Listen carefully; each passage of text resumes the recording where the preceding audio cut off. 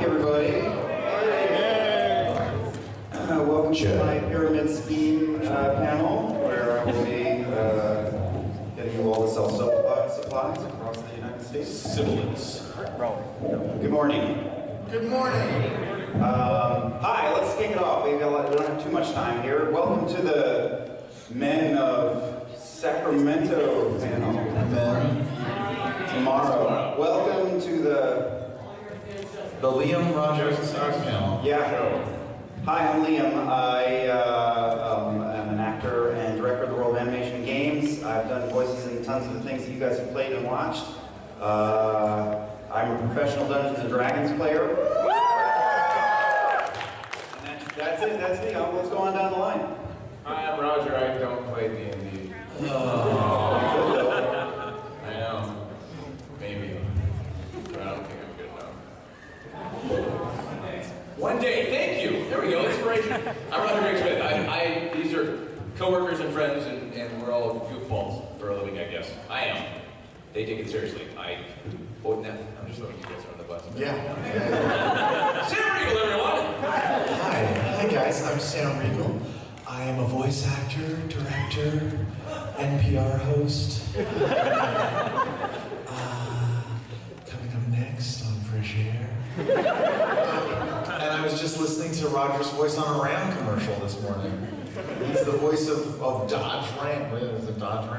Yeah, I rolled like 20 to get that. And my mage power. Can you? I don't want to put you on the spot, but can you give us? Gandalf was there. And you know Dungeons and Dragons so well. Awesome. And then I was in a dungeon. Yeah. There was a dragon. I don't want to put you on the spot, but can you give me a little MSRP action? Let's see. Based on IHS Automotive VIO registration data from GVW brand, GVW 103 branded pickup trucks from continuously sold in the U.S. since 1988. Dodge Ram have the highest overall percentage still on the road. Oh yeah. I only did 9 quotes in there. That's pretty good, right? They can edit this out. Exactly. But I too, like these guys, I'm a voice actor and director and Dungeons and Dragons player, and we would love to take some questions. Is there anything? If we're gonna go down this path, though, okay, because you've done things, you have seen for a while, can we get Liam to talk about his nuts? Oh yeah, that's it. Because Liam has a campaign that we're all very familiar with. Yes. I apologize to the parents of the room. It's literally about nuts. Yeah. The art of literally doing nothing. Exactly. So what is it? Dominatrix do it. What was the tagline? I can't remember. On command. Do the Snoop one. Is there a Snoop one? I can't remember all. He's the voice of Pistachio. Pistachio. Keep my nuts alive. Buy pistachios. Can I get a little casual cowboy this morning? Casual cowboy? What? It's a long story, but I'm on a bunch of Aleve commercials right now. And what do I say? Tylenol and aspirin only lasts 8 hours, but 12-hour Aleve will keep you going all day long. Wow. Don't you love that when we're all on the spot, none of us can get it right for the first time? It's like, I don't know, Aleve, something? I don't know. Professional. Anyway, we will sell your products for you if you have a product to sell. That's what we're saying. No work for money. Are we just doing questions? Or is there anything that we want to talk about before we take questions? I think that answers that. Let's go right to the questions. Not even at first in line either. Just like, this guy's gonna move them. Good morning, Jill. Good morning. It's not too heavy a topic for this early in the morning. Can you briefly touch on how you first got into voiceover or voice acting behind the mic stuff? Way too heavy. Why would that be heavy? How dare you? Well, people here, that's... On September 11th.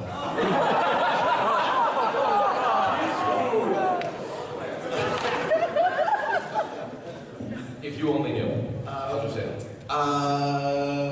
How do we get into voiceover? I got into voiceover because I've always been acting since I was a wee child. I did theater, and I just blinked when you took that picture. I did theater as a child. I was in Les Mis. I was Little Gavroche when I was a little pumpkin boy. And I did The Sound of Music. My eyes were open for that one. So I was doing theater and stuff, and then this motion, and then a friend of mine. That's good.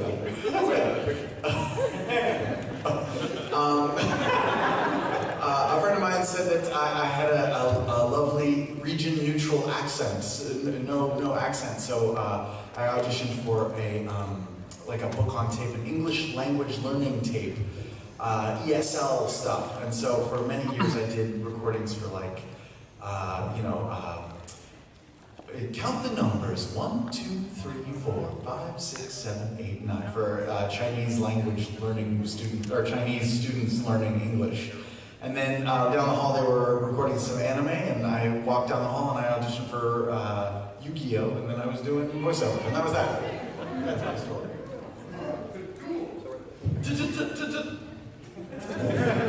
I played around the theater since I was a teenager.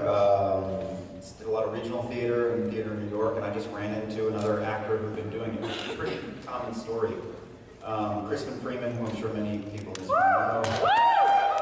Great actor. Did play with him, and just he nerded out a lot about anime during the rehearsal process then, and when we got back to New York, he hooked me up with an audition.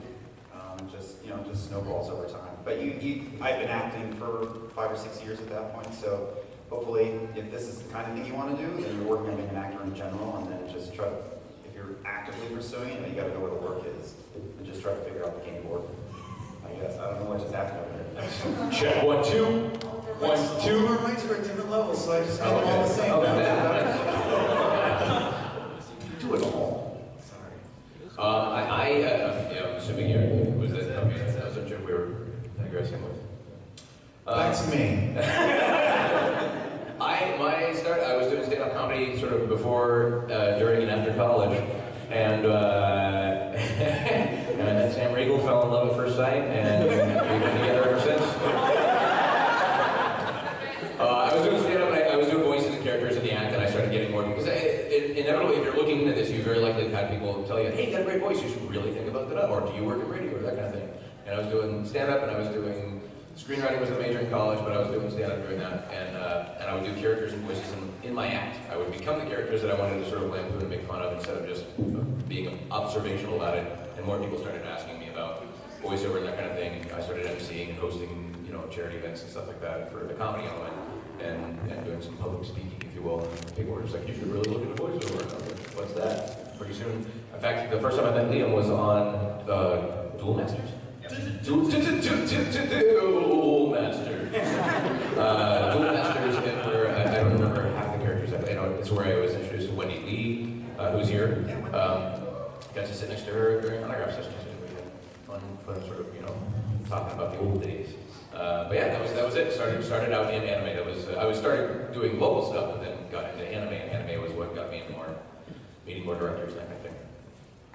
Thank you for your question. Thank you very much. Thank you. Hello. Hello. Hi, I have a question for you, Sam. Yes. Did you hear that season 2 of Blue Exorcist is coming out? Season 2 what? Blue Exorcist? Oh, I did not hear that. That's good news.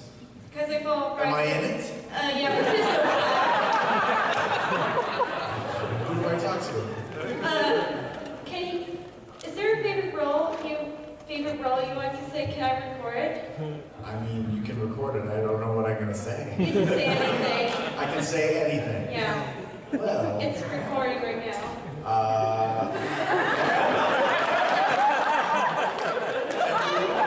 Everyone's recording right now.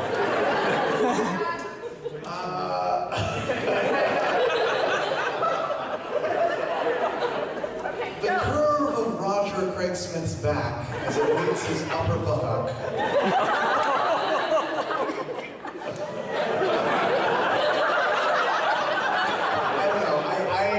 I've gotten to play many roles over the years. Yeah, I know, it's really I enjoy playing, one of my favorites was Donatello. I played Donatello in Teenage Mutant Ninja Turtles for many years. And No, go on. And I feel like that really helped me learn the craft and get into animation and stuff. And it was thrilling, and I actually recently got to play a different one of the turtles. I played Donatello for like 7 years now. I just got to play Raphael in one of the Teenage Mutant Ninja Turtles shorts. Directed by who? Directed by Kevin Eastman.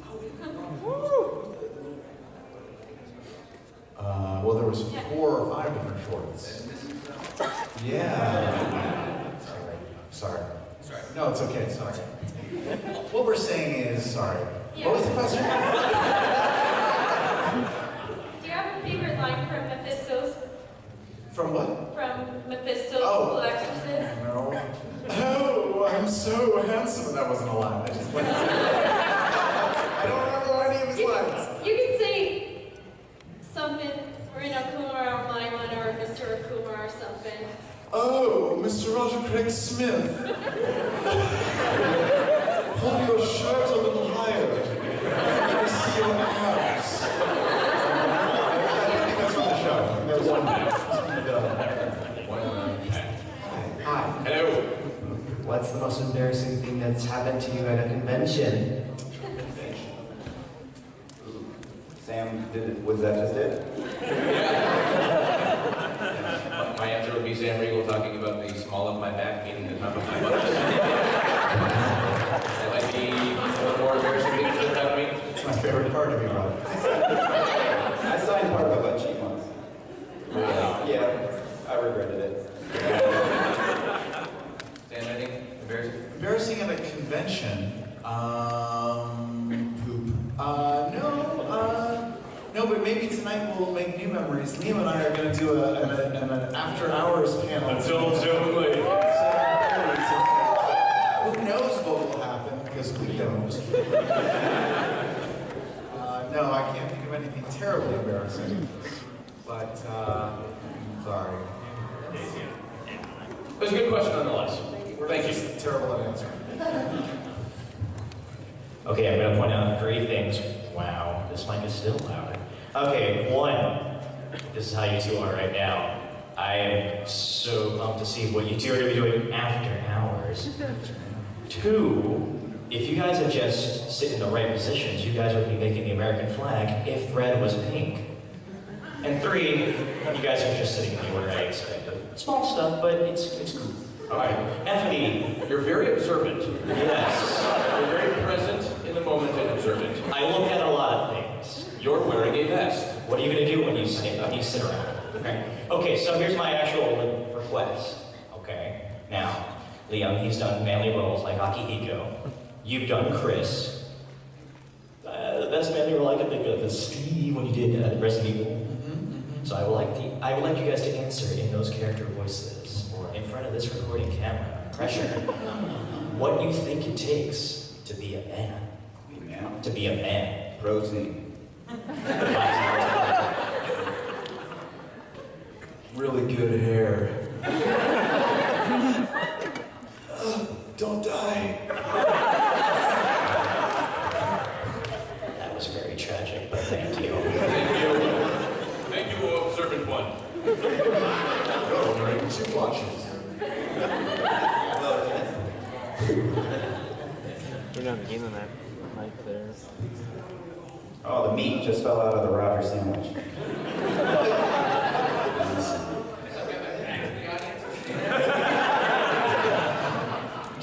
Check. That's better, Roger. Everything. Well, what can you test your mic, sir? It's gonna be booming. Not. Oh, yeah. Is this on? It is on and working. Roger fixed everything. Right on. I was a little too far away from it. Okay, so I guess it's a good question for each of you. Now, what would be the one thing that your own mother would say about you? And like, Liam, right, what would be the one thing that your mother would say about you? But like, that they would like for us to know about you. Oh. And Roger, what would be the one thing that your mother would like for us to know about you? And, let's see. Oh, my apologies. Oh, Sam Riegel. Sorry. Forgive my ignorance. What would be the one thing that Your mother let us know about you. Okay, so kind of the same question for all of us. Something that our mother would want everyone in this room to know about us? This is a little too real.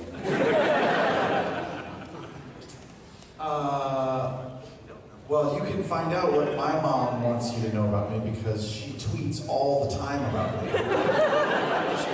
at Lenore Riegel on Twitter, constantly supporting me. She is the ultimate stage mom and has been forever.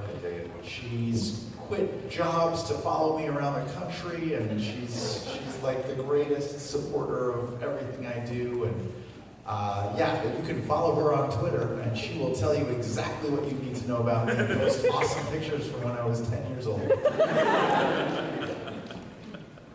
Then indeed, my face did freeze that way. Because that was the threat. You keep making that face, your face is going to freeze that way someday, and that's how you get to be my age and look like this. Oh man, my mother would tell you that her son loved his mother and loved his kids.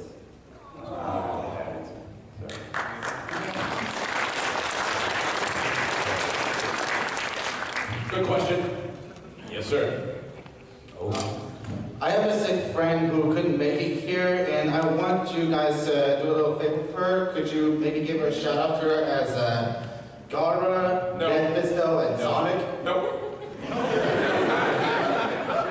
You should have had the whole mascot. So. What's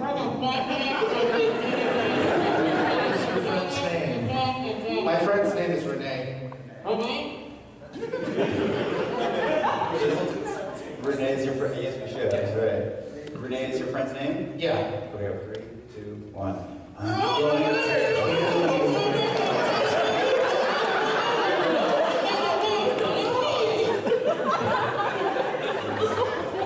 Did that work? Did that work? Yeah. Thank you very much.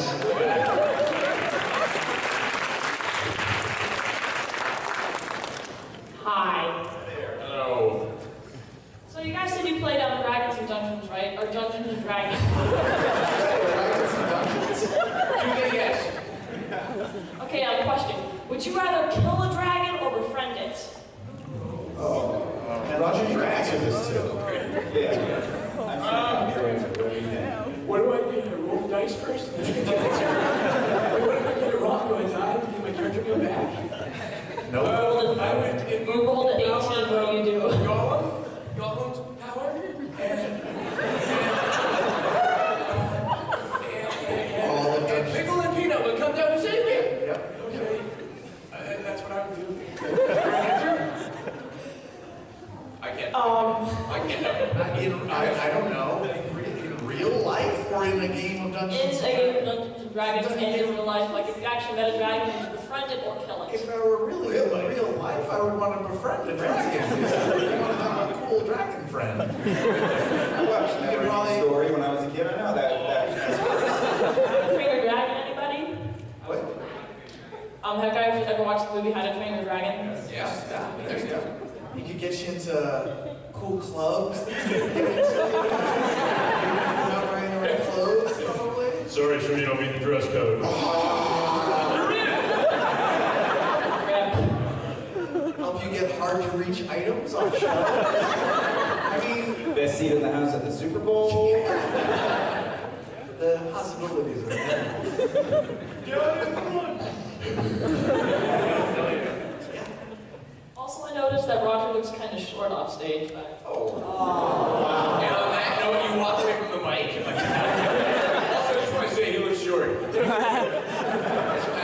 am. Also, since space is asymmetrical. Please, no kill. Really? Thanks. I'm gonna go sit down now. Okay. No, thank you. Okay. I am short. It's an astute. Everybody's very observant here. Uh-oh. Roger, You don't have a sense of direction. All right, good afternoon, gentlemen. Nice to see you here. I think I have a silly question for you. If you had to pick a character that had to be in a musical that was on ice, which one would you think would have the funnest? musical on ice. Oh, Eagle, please.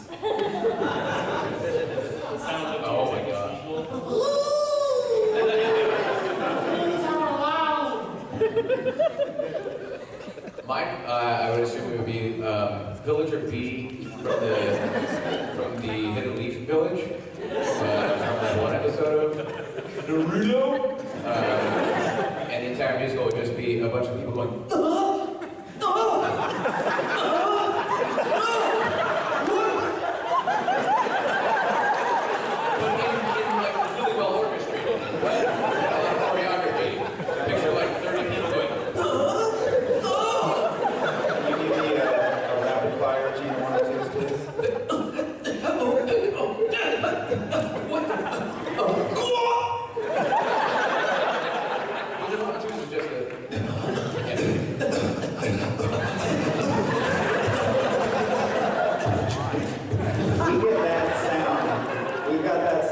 into us working up to so much Japanese animation, and then you go in and work on, say, Batman or something, and they say gas, and we go, you managed to turn a gasp into 3 syllables.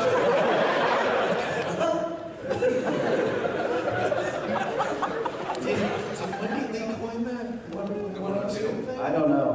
I'll have to ask her Just in the later. fabric of the universe now. Who would your music be? Oh, Teddy from Persona would be a good musical featuring a large stuffed bear. Is pretty fun, especially seeing him flop around the ice and slide around. Good question. Hello. Hi. This question is for all of you, but Sing. yeah, Sam. As the current voice of Phoenix Wright,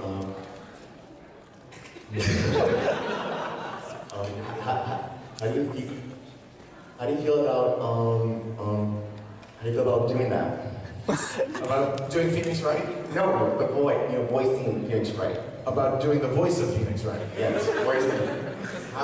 How do I feel about doing the voice of Phoenix Wright? I love it. It's great. He's a great character. He's spunky and driven and ambitious and just. And he has very few lines, so that makes it easy.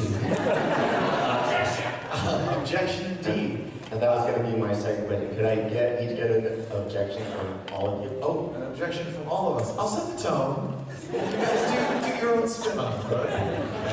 Objection! Objection.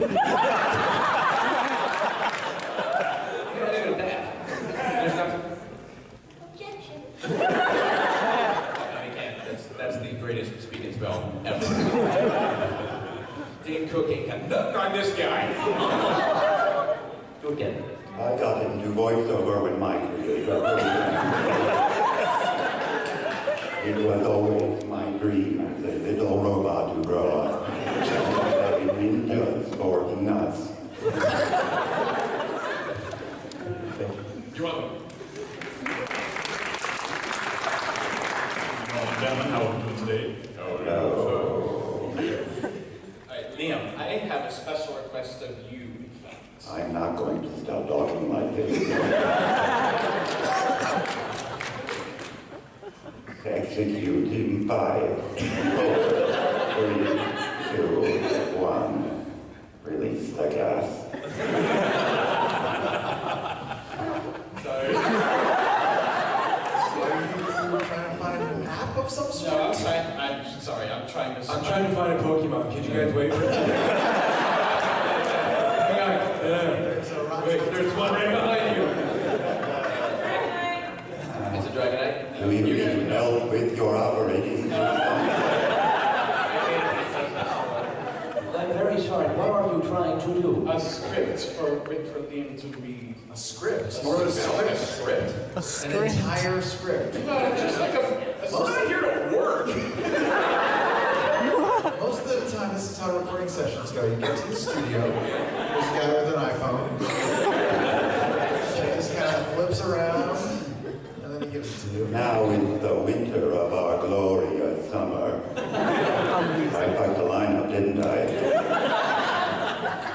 This is a serious request. Would you mind reading this script in voice of writer of war for me, please? Oh, what? The writer, Darksiders Writer of War? Rider of war? Hello, I am war.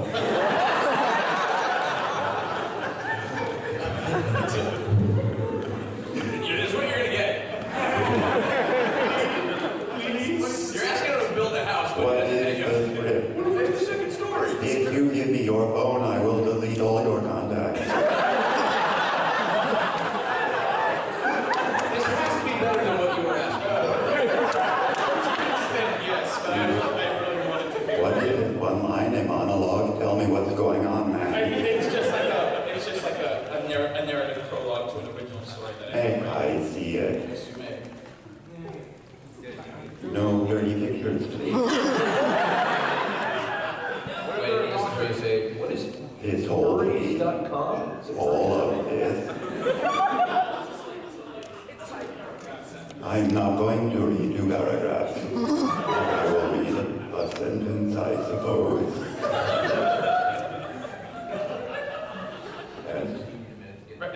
As a writer of war telling a narrative. I don't know what writer is, but I did. Oh, you got to do it.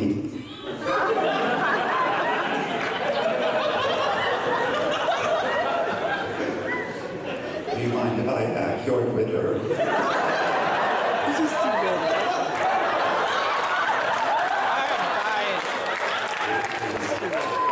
So much more fun. He's getting nervous. Hold, please.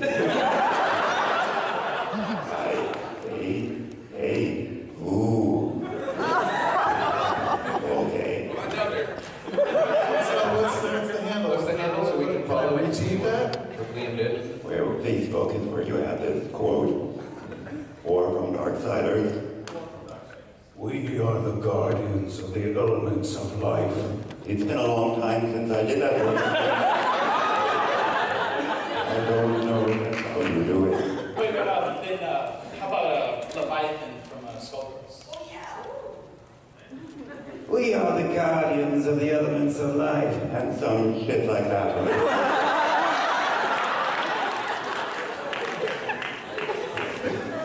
I'm just going to hack your Twitter.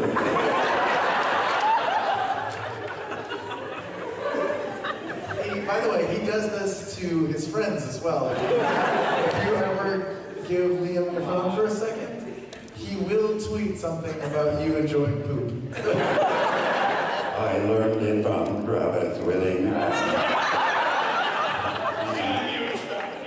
He is the Alpha and the Omega. Here's your phone back. What's your Twitter name? What's your Twitter name? Poo Eater Life. Hopefully your followers are not just the members of your church group. I hardly even use Twitter, sorry. Okay. You're going to use it a lot more now. Thank you. The truth is, I actually need a full-on mic to achieve that because war and Illidan too is very low and down here. So these are okay, but it sounds like I'm in a convention panel. So I can approximate it, but not entirely. But thank you. Alright, so question for the both of you, and someone for you, if you don't mind.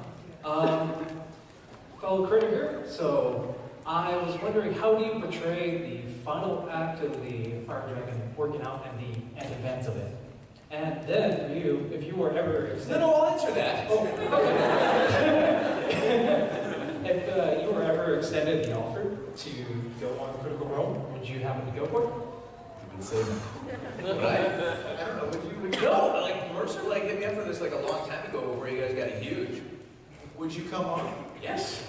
Heartbeat, but you know, it's but not, it's not all super- given the whole. No, it's super. Like big old peanut art there. Yeah. I thought, but it's super intimidating because I watched Will Friedle getting ready at another session. He was going to be on your show that evening. I know. I was like podcast. That doesn't sound right. But he was going to go on Critical Role that night, and he was going through all of his characters. And I was like, "What are you doing?" He's like, "I'm going on Critical Role tonight, so I'm getting all my backstories and all that kind of stuff." And it was pages of stuff. And I was like, "Okay, I'm in over my head if I do that." You are the Could I funniest just man. do the fart sounds and all that kind of stuff? Okay. You are the funniest man in show business. But right? answer his point. What was the question? How do you foresee the end of the... How do you foresee the end events of the Fire Dragon? Or how the battle will react out? everybody dies except for Scanlan on the back of the beast, decapitating it, and then pulling down its neck. That is exactly how I picture it as well. No, I don't know. This is all in the mind of Matt Mercer, so it could go either way. I assume that some of us will die. Yeah. I don't know who. I hope it's Trinket.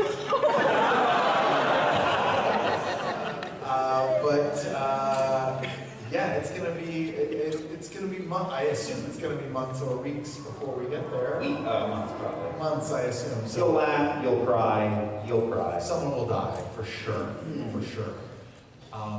And we might all die. Who knows? but we would love to have you on, Roger. I would love to. It's not I would love to. It is intimidating. I mean, everybody in here laughed and you said, I hope it's drinking. I'm like, who's drinking? And so, yeah, that's intimidating. You know how Don't you get it wrong. make junk up and people laugh? Yeah. They just roll some dice while you do that. I can do that. That's all. I do that in Vegas all the time. Crap joke, nothing? All right. Hello, sir. Question for Elizabeth. So I'm a huge Resident Evil fan. Cool. Uh-oh. Well, I was wondering if you could tell me if you were coming back as Chris Redfield with the Resident Evil. That's this guy. I don't know. If we can have it. This guy, I don't know. Exactly. No, I have no idea. We're always the last to find out about any of that kind of stuff. And it really, truly, it's like we tend to blab as actors and get on social media and stuff, so they really just kind of keep us in the dark as often as possible, for as long as possible. So if there is anything, I would be the last to know. I would, of course, welcome the opportunity to do so. I mean, a gig's a gig. Take it. But no, I honestly know nothing about it. This is how he and I got to be pals, was working on RE Zombies together. Zombies and hand farts. So I wish I could tell you, it'd be breaking news. We signed NDAs anyway, so even if I did know, which I'm not saying that I do, I couldn't answer. Even if I could, which I can't, so I won't. That's a hard yes. A hard yes. Exactly. So yeah, it's happening. Hey, side note about Resident Evil. I was just watching one of the Resident Evil movies on the hotel TV today. Are they terrible? They're terrible, right? Yeah. Okay, I just tuned in. That was the first time I've ever seen one. Wow, that was really bad. I know. Anyway, sorry. Yeah, this one goes out to Roger, who's the voice of Sonic.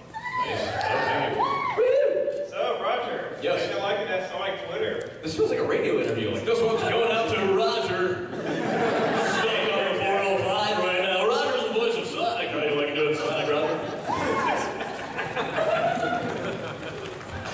Big old jam going on here on the 405. How do I like doing Sonic? Is that the question? Sure. Sure, or?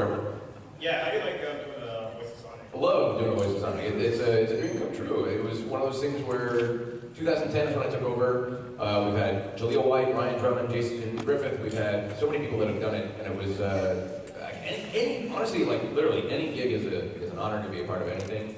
But to do something that has such a sort of rich storied history and video games and all that kind of stuff, it's rad. There's not a day goes by that I don't think like, wow, this is a cool little gig.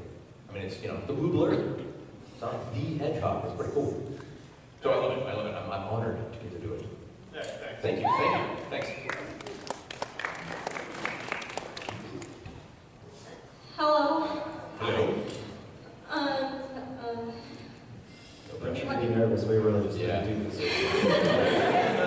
Have you heard some of our answers? Literally nothing you ask, we will answer. Well, I am wanting to be a voice actress, and this is a question for all of you.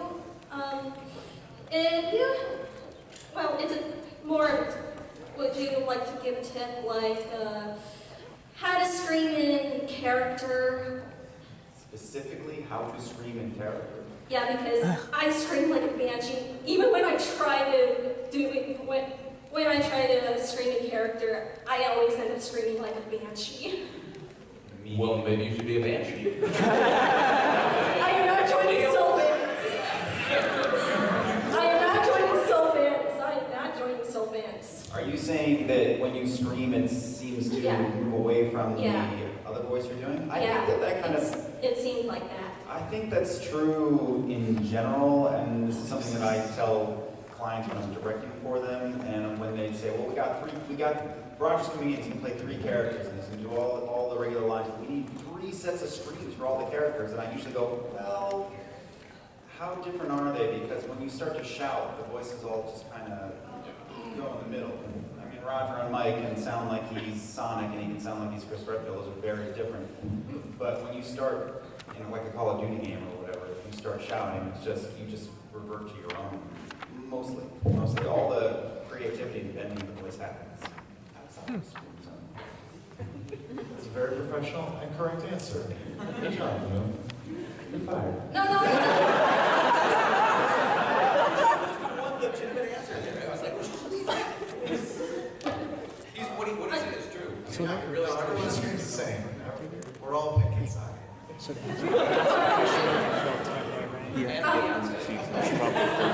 I'll try even harder to bend my own voice for screaming. Well, it's a good thing to practice. Like honestly, like John DiMaggio was talking about, who's here today, was talking about character development, how he came up with Bender and all that. And I heard a lot of people talk about if you can come up with a unique laugh for your character, then you're creating a character kind of thing. And if you can also try to find a way to maybe scream in that voice, it's good. It means that you're challenging yourself. But the reality is that you're doing something authentic to a legitimate sort of theatrical performance. And they're like, well, we want you to play this 20-year-old something guy, and then this 40-year-old something guy, and this 50-year-old something guy, and they're all going to be screaming, I need a grenade. So it all starts to sound like there's only so much you can do before it starts to sound disingenuous or put on or fake, that kind of thing. So it's not an easy thing to do. Unless they're very different characters. That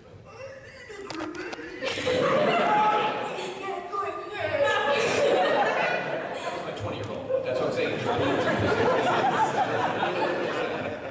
But good luck. Thank you. It's a good exercise. Keep screaming. Keep screaming. I'll keep screaming. Cool. Keep on screaming. All right.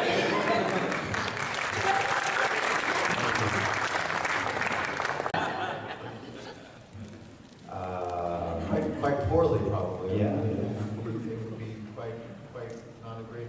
What would they be talking about? Give us a topic. We're going to improv this right now. Lux.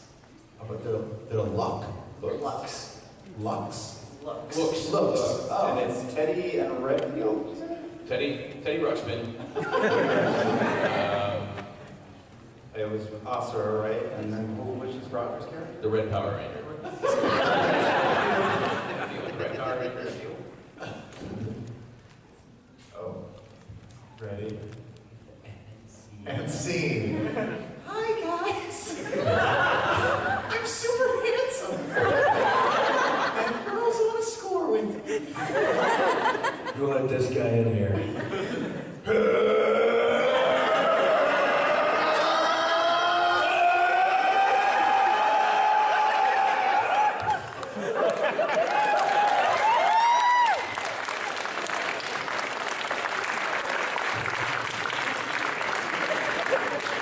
Wow! Yes!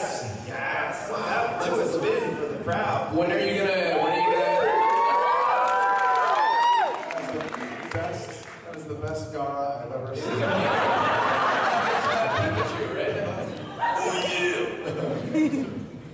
Oh yeah, Macho Man has requested. It's Gara, Sonic, Mephisto. Can I hear you say, snap into a Slim Jim? Snap into a Slim Snap into a Slim Jim! Snap into a Slim Jim. I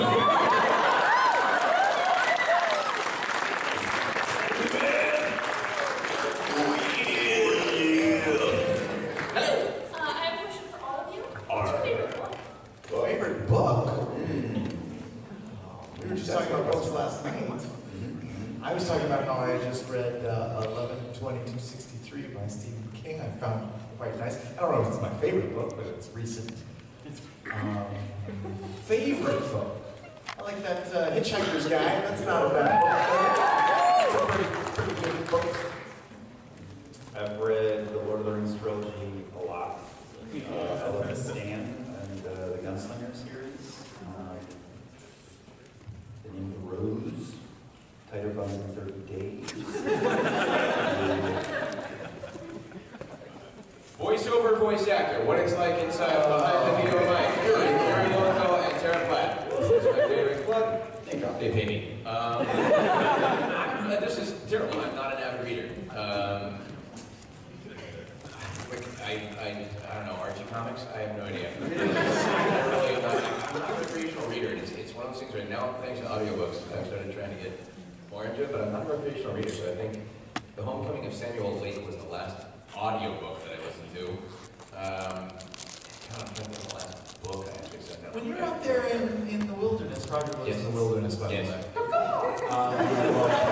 What, you don't have time to read out there in the woods? No, man, I'm looking for Pokemon. It's like, everywhere. You gotta catch them all.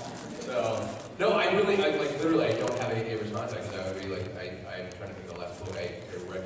Reminded me of like Michael Crichton. That was one of the last sort of like recreational authors I enjoyed, and then he wrote The Lost World, and I stopped. We end up reading lots of scripts.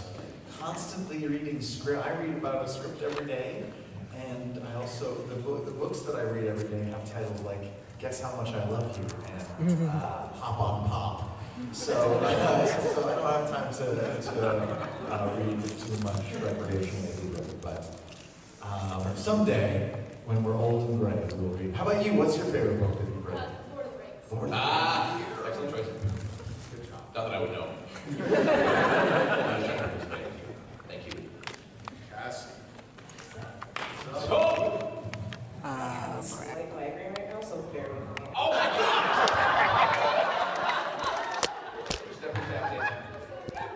Let me know when you are rolling. If you are ever bored on a Friday night, call 1-800-ASSASSINO. You still don't have it, do you? See what I mean? It's important. People are not here.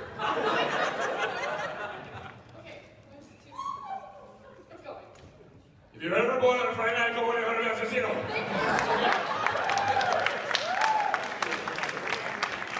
She was just messing with me. Something, Shadow Crystal. Alright, so I love all of you, and I'm sorry to make this all about Roger, because No, that's it too should big be. about him. You are my boyfriend. But Ezio is my husband. So Ezio, I was just wondering, how much do you miss playing Ezio? Because he's been obviously gone from the series for a good amount of time. Like, do you really miss that? I do. In the same way that I miss like working on RE5 with Liam, whenever I work on Sam. He's in there somewhere, I'm sure. No, because quite literally, like, you guys get to experience everything that we do in a completely different way than what we get to experience. And when I think back to projects that I've been a part of, that I actually think fondly of like the production team and the memories that I experienced while I was doing the character. Because it's like, I'm not Ezio. I was a voice actor who showed up and was thrilled to have a job and to sort of play and voice a character. But there are so many neat sort of relationships that are sort of forged in that process because it's immensely collaborative and it's complicated and it's fun and it's weird and it's stressful. It's all these things. And it's sort of like, you know, as much of an in the trenches sort of like existence can be when working in an air-conditioned studio where people are bringing you cookies. But I think back to like Amanda Wyatt, Ida Darvish, Patrice Desolé, working on Assassin's Creed with all of these people, Corey May, the writer, like it was just everybody that we worked with, it was a blast. And so I think back to that, so I miss that. I miss that camaraderie of like kind of working on something and kind of like taking a lump of flame and trying to forge it into something. I bet it helps that you're like usually known as the best assassin. Thank you, yes. Well, I know that. No, and that was just a huge honor, and I lucked out that it was sort of like at that franchise's time that it was becoming what it became. Yeah. So yeah, I lucked out that Ezio kind of caught on, and that they were like, let's keep this kind of rolling while we're working on the expansion of the franchise. All right. Thank you guys. Thank you. We only have time for maybe one or two more questions. But by the way, Roger, did you know that I had a callback for Ezio? Shut up. Did you really? Wow. Did you really? Yeah. Oh, this is awkward. The story was I showed up, I didn't know anything about it, and when I got there, they were like, yeah, it's all in an Italian accent. And I was like, really? I don't do that very well. I showed up, Amanda forgets this, I tell the story, I'm like, you guys were running late. She goes, I never run late on my auditions. Like, you guys were running late. And it was 6:15 on a Friday night. It was over at Sunderland. Yeah. And I walked in and she was like, it's Italian. I was like, I don't do Italian. I do Did they Spanish. spring it on all of us? It was like one of those things where I was like, oh, well, like, my name is Roger Craig Smith. So if you're thinking like, well, there's a guy who can nail Italian, that's like, no. And showed up and it was like, I said, I can do Spanish. And they were like, well, we'll probably get a dialect coach at some point anyway, so just do that to kind of you know, it'll be So you close auditioned enough. in Spanish I did the most interesting man in the world. Because I did like Mario. Yeah. I'm going to assassinate you now!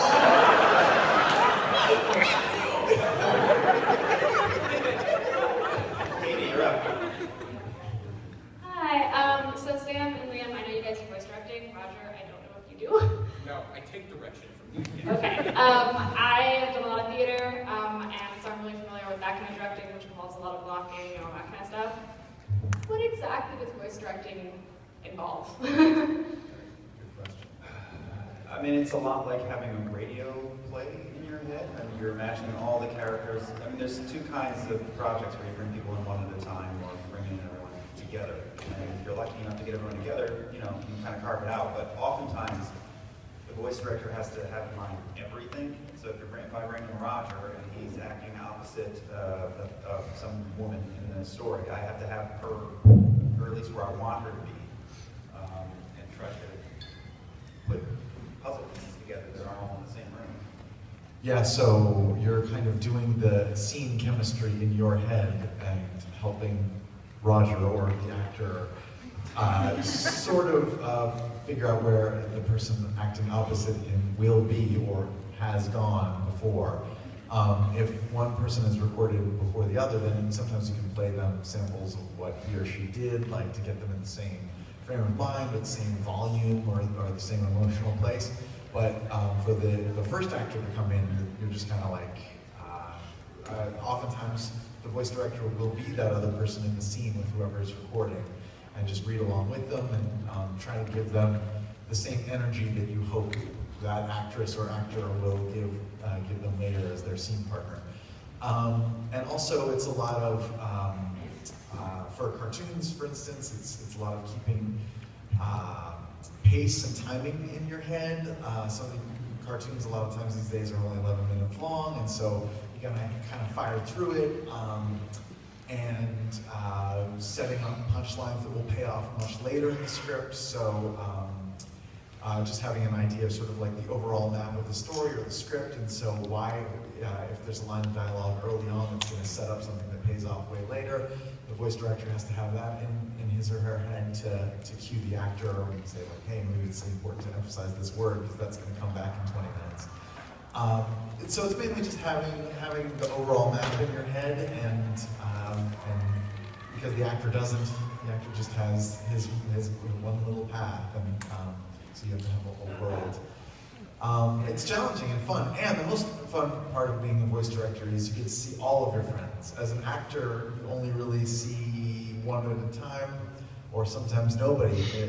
I'm sure Roger has gone days where he's the only guy in the booth. I just met you today. I know, right? But as a voice director, everyone comes to you. And they come visit for an hour and then they go away and you see another friend. So it's really great. Another one little element to it, for actors and directors, is thinking of it sort of spatial relationship. If you're directing a play and you've got 3 people up on the stage and create your stage picture, but a play takes place in a room or in one spot. When you work on animation or games, somebody could be hanging off a zeppelin or throwing a fireball across a chasm at somebody. And so you're thinking about, with a play, there's just 2 people, sort of, you and I talking to each other like this, but you have to keep in mind, is this person out of breath, exhausted, are they hanging from the edge of a cliff, is their scene partner down at the end of the ravine, or are they quietly sitting by a fire, is it super intimate? So there are little things that you don't think about, I don't think, when you're on a play, because you just look at the person, there you are talking, realistically. Also, if I can add on to that, sometimes you don't know what the staging is going to be. So as a voice director, it just says they're fighting in the script, but it doesn't say where, how intense. And so as the voice director, you will help sort of just make it up and picture it in your own head visually and try to convey that to the actor. Whether it's defined or not. Yeah. So it can be very creative and frustrating. Sounds really challenging. Yeah.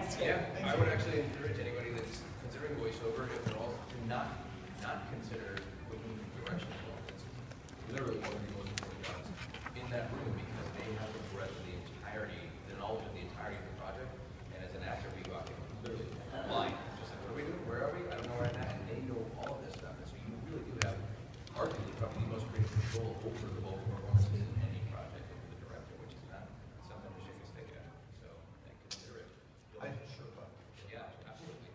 That's our time, guys.